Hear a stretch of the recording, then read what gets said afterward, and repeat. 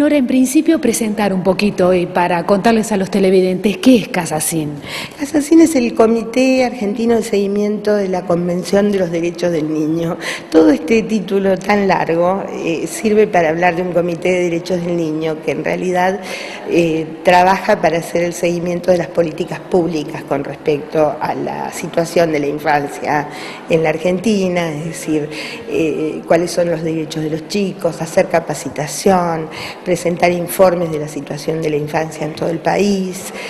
una serie de cuestiones que tienen que ver justamente con la defensa de los derechos de los niños en todos los ámbitos. Está conformado por varias organizaciones, ¿verdad? Sí, somos 25 organizaciones presididos por la presidenta de Abuelas de Plaza de Mayo, la señora Estela Carlotto, y organizaciones muy importantes como la Sociedad Argentina de Pediatría, la Asociación de Abogados de Buenos Aires, es decir, muchas agrupaciones grandes y chicas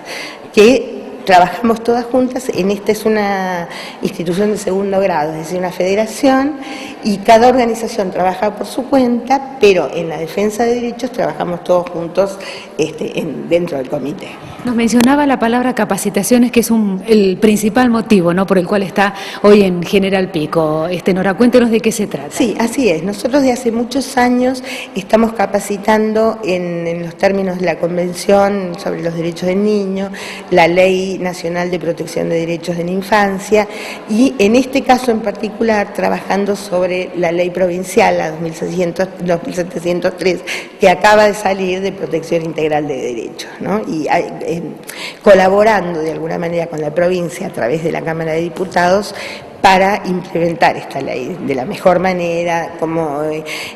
se forma un sistema de protección, cómo se trabaja en lo regional y en lo local, el compromiso que tienen que tener los intendentes de cada uno de los lugares para poder armar su sistema de protección, que no es pensado así como una cuestión tan complicada, sino que es una articulación entre los servicios que ya tiene el municipio con la gente que va a colaborar en esos servicios, como la gente de educación, de salud, la comunidad misma y los chicos. Así es. La idea es que las organizaciones estén compenetradas, ¿no?, para de alguna manera poner a andar la ley también, ¿no?, la letra de la ley. Exacto, que al menos manejemos un lenguaje común y una misma interpretación de la ley, porque la ley no sirve de nada si queda en la letra fría, sino que hay que instrumentarla, hay que cambiar las prácticas con respecto al trabajo con los niños, es decir, requiere de una serie de requisitos y de pasos en los cuales nosotros los vamos a acompañar al principio para como ponerla puesta en marcha, y después marchará sola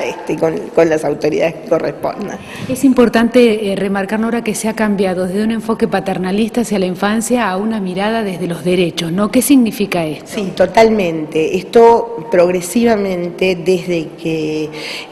hace ya casi 25 años, porque este año se cumplen 25 años de la Convención sobre los Derechos del Niño, se ha comenzado a trabajar en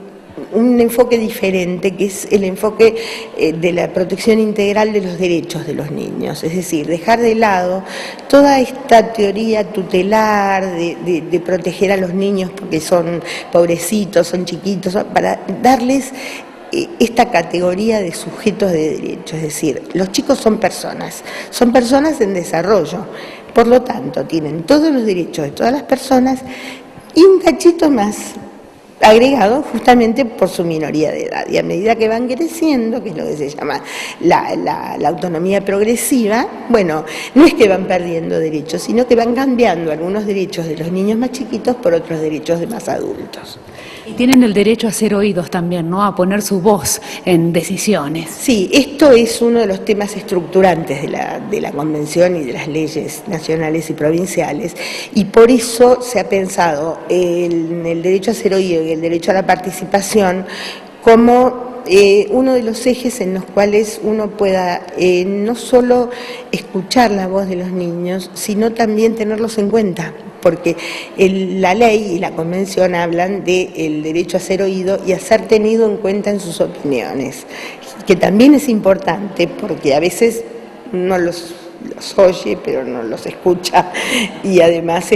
no es tenido para nada en cuenta lo que dice. Y esto, cuando uno trabaja con los chicos, es una de las quejas más frecuentes, digamos, nadie me escucha, nadie me entiende lo que yo digo, los chicos se quejan de eso, y hasta llevarlo, digamos, a un nivel más superior, que es el derecho a ser oído en los tribunales, ante la justicia, el derecho a tener un abogado, a que haya un defensor de los derechos del niño que defienda lo que se llaman intereses colectivos, es decir, de grupos de niños que estén sufriendo alguna cuestión de discriminación, niños de poblaciones migrantes, niños de pueblos originarios, es decir, hay como colectivos de niños que tienen problemáticas comunes, y creo que para esto está creada la figura del defensor del niño. Nore, menciona usted en una nota el tema de la trata, pero justamente hablando de la trata laboral y hablando de niños, ¿no? Uno piensa en la trata y piensa en mujeres, pero evidentemente también a nuestros niños los está afectando. Sí, muchísimo. El tema del trabajo infantil y el tema de la trata de niños con fines de explotación laboral es un tema especialmente en nuestro país con los chicos de origen boliviano, los chicos y las chicas de origen boliviano que vienen a veces con sus familias y a veces solos. Acordémonos que la frontera con Bolivia es el cruce de una calle, y hay muchos niños que vienen no acompañados por sus familias, y muchos se quedan en Buenos Aires y son tomados por organizaciones para hacerlos trabajar en talleres textiles, en campos, en recoger cosechas, es decir, una serie de cuestiones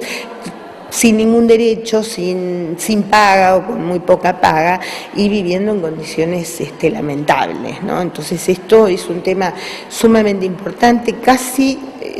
o más en términos numéricos que la trata contra la explotación sexual.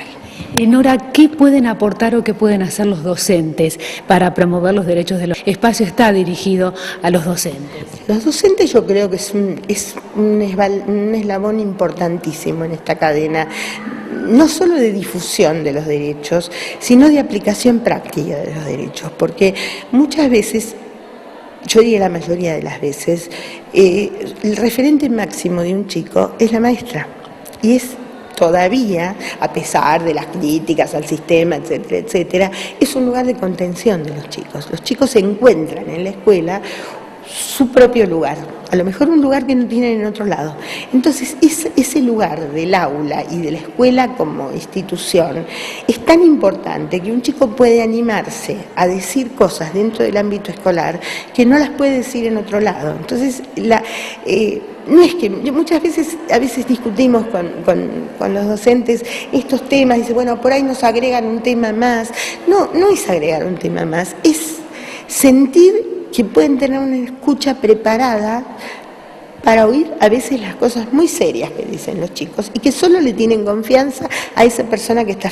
al frente a su aula. Entonces yo creo que hubo hace unos cuantos años atrás un proyecto que era del Ministerio de Educación, que era el docente como agente de salud, y me parece que habría que rescatar esa idea, ¿no?, del docente como agente social y como agente de articulación entre los niños, a veces sus familias, a veces la propia comunidad, porque es el lugar donde más tiempo pasan los chicos en la escuela. Y ya te digo, es el lugar de más confianza, la persona que tienen más confiable y a la cual ven todos los días.